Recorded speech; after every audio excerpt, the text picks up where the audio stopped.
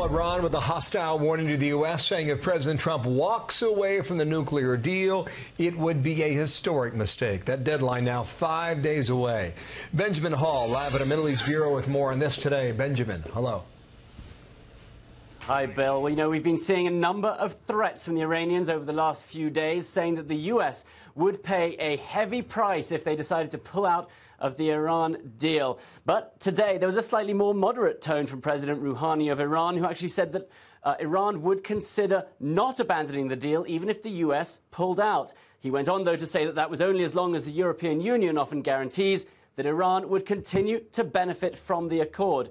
But there remains a major pressure campaign at the moment, highlighting the threat posed by both Iran and the nuclear deal itself, which President Trump has called insane, including, remember, Benjamin Netanyahu's presentation just last week, which highlighted again how Iran had lied about the extent of its program. And of course, we're getting a lot more pressure from international leaders. President Macron of France was visiting President Trump, followed by Merkel. And today we have the Foreign Secretary of Britain, Boris Johnson, also in D.C., talking to Mike Pompeo and Ambassador Bolton about it. So everyone now eyes turning to Trump. And quickly, Ben, what's this report about Iran possibly striking Israel? What are you hearing about that?